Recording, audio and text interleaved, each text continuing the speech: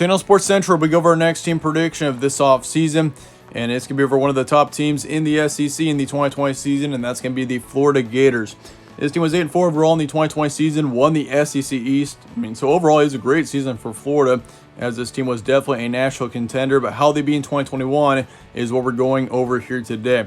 We're going to go ahead and get started. We'll be starting out with your season trends from 2020. Once again, this team had an 8-4 overall record, 5-1 in their first 6 games, 3-3 in their last 6. So overall, the record wasn't quite as good in their last 6 games, but of course, this team had to play several very tough opponents in their last 6 games. They had to play Alabama, of course, in the SEC championship game, played Oklahoma, which Oklahoma at the end of last season, I would say, was definitely a college football playoff team. Like, they had the talent of a college football playoff team. They just couldn't get into the top 4, of course, because they lost 2 of their first 3 games. But yeah, for Florida, this team played very well last year. They beat Ole Miss 51-35, beat Missouri 41-17. Also beat Georgia. That was a huge win, probably the signature win of the season there, 44-28. Beat them significantly in that matchup. And then, of course, they beat Arkansas 63-35, which Razorbacks were actually a pretty good team last season. So, yeah, don't sleep on that win at all either. Yeah, overall for Florida, this team was definitely a national contender last season. If you looked at Florida, if this team could have won the SEC championship game, there is a chance. I'm not saying it would have happened, but there is a chance we could have seen Florida in the top 4, or at least very close to it. Florida in general was a very talented and I'd say a pretty underrated team overall last season, especially their quarterback, Kyle Trask. He was probably one of, if not the most underrated quarterback in the nation last season.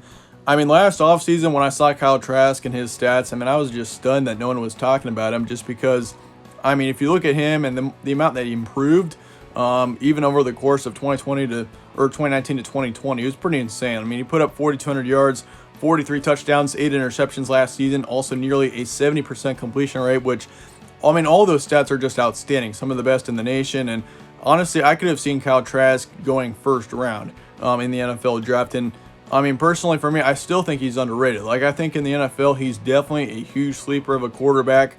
He definitely, I think he was drafted by the Buccaneers there. He's obviously going to be back up to Tom Brady right now, but Kyle Trask is definitely a name to watch out for in the NFL. I could see him definitely playing very well in the future, and I think the Buccaneers kind of got a steal there, getting Kyle Trask in the 2nd round. Yeah, definitely watch out for him. But Emory Jones, looking to the future of Florida, is likely to take over the quarterback position. Emory Jones did not play much last season, but when he did, he put up 220 yards, 2 touchdowns, 1 interception, and a 56% completion rate. So his stats were not great when he did play last season, but he only threw 32 times, so you can't really look at those stats all that much. But looking at the running back core here, of course, you got Dameon Pierce coming back. You also got Malik Davis coming back. So you got your 2 top running backs there coming back. Both of them combined for nearly 1,400 yards. Dameon Pierce accounted for 5 touchdowns last season as well. So running back core looks just fine to me. You're going to have 2 very good running backs. That'll definitely be a strength on this team next season, is in the backfield. As for the receiving core, that is where things start to get kind of iffy, because you lose your 2 top receivers there in Kadarius Toney and Trevon Grimes, and you also lose your star tight end Kyle Pitts, which he was by far the best tight end in the nation last season. Kadarius Toney especially, don't forget about him. He's definitely going to be a tough loss. He put up 1,100 yards, 11 touchdowns last season as well. And of course, Kyle Pitts, he was outstanding. For a tight end, he put up 770 yards, 12 touchdowns, and that's only through 12 games. If Florida played 14 games like they could have last season, considering they were in the SEC championship, we could have seen Kyle Pitts nearly at 1,000 yards, which is insane out of a tight end if you're not very familiar with stats. And then, of course, Trevon Grimes, they lose him, and he put up just over 590 yards last year. So receiving core definitely is going to be pretty inexperienced next season. That will be tough for Emory Jones there. But, of course, you got Jacob Copeland coming back, which he put up 400 yards last year. So he'll definitely be getting a lot of attention next season. Watch out for him. But otherwise, yeah, receiving core does lose a couple of definitely key players there. As for the offensive line, you lose 2 on there. You lose 2 defensive linemen, then 3 in the secondary. So defensively, this team does lose 5 starters. And so that is kind of concerning for me. But overall, yeah, for Florida, this team does have a ton of depth. The recruiting was pretty good going into next season. So I'd say Florida really, I'm not really concerned about this team, but I just don't think they'll be quite as good in 2021 as they were in 2020. I feel like most Florida fans can kind of agree with that. I mean, last year, like, you had all the keys to success in having a great season returning production-wise from 2019 to 2020. I mean, you were returning pretty much everyone, including a star quarterback in Kyle Trask. So, I mean, overall, Florida was bound to have a good season in 2020. But for 2021, this team does have a few question marks. I mean, the quarterback position is still definitely an interesting situation because, I mean, Emory Jones has not played much at all for Florida. I mean, he's been with the group for like 3 years already. He's been around, I think, since 2018, but he just has not played a whole lot at all for the Gators. So this will be interesting to see how he does, especially. I really am not very concerned about Emory Jones. I think he definitely will be a top 5, top 4 quarterback in the SEC, but otherwise, yeah, there are still a couple of question marks. Chance of winning the SEC East, that's going to be the big goal. I mean, that's always a huge goal for Florida and for Georgia, too. I mean, don't forget about Georgia next season. I mean, personally, for me, I feel like Georgia, I mean, they're probably my favorite to win the SEC East right now just because, I mean, I really like JT Daniels.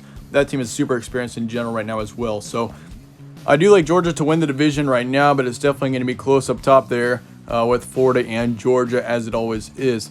Looking at your schedule, though, of course, you got Florida Atlantic at home. You got South Florida on the road. Alabama's also at home. And then you got Tennessee also in a home matchup in Gainesville. So looking at your first 4 games here, I mean, I'd say all 4 of them are definitely winnable. I mean, Alabama's going to be obviously your toughest one, probably the toughest game of the season, if I would guess. But, I mean, it is at home, so you never know what can happen there.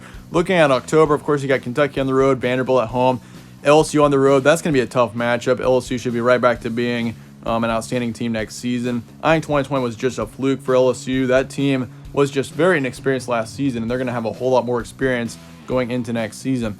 Then you got Georgia in a neutral location that could easily determine the winner of the SEC East next season. Then you got South Carolina on the road. You got Stanford at home, Missouri on the road, then Florida State to finish out the season. So somewhat of a tough schedule for sure. I mean, you got to play Georgia, LSU, and Alabama. You got Florida State, which, I mean, they could be pretty good. And they got Missouri on the road as well. That could be a game to watch out for. So you do have several pretty tough games next season. Probably one of the tougher schedules, let's say, in the SEC East next year, or in the SEC in general. I mean, just looking at the SEC. But looking at the first 4 games here, Florida Atlantic should be a win. South Florida's going to be a win. Alabama, that will be a close game. I think with it being at home for Florida and also both teams with a little bit of an experience going into that matchup, considering it's only the 3rd game of the season, I do think Florida may keep it close. It should be a closer one, but Alabama, I got to go with them in that matchup. And I think for Alabama, really, I mean, until Nick Saban retires, get used to it. That team is going to be a national contender no matter what. I mean, that team isn't going anywhere anytime soon. Tennessee is going to be a win as well. So you're going to start off the season 3-1, not a terrible record at all. As for October there, of course, you got Kentucky on the road. That's going to be a win. Vanderbilt's also going to be an easy win. So you got 5 easy wins in your first 6 games.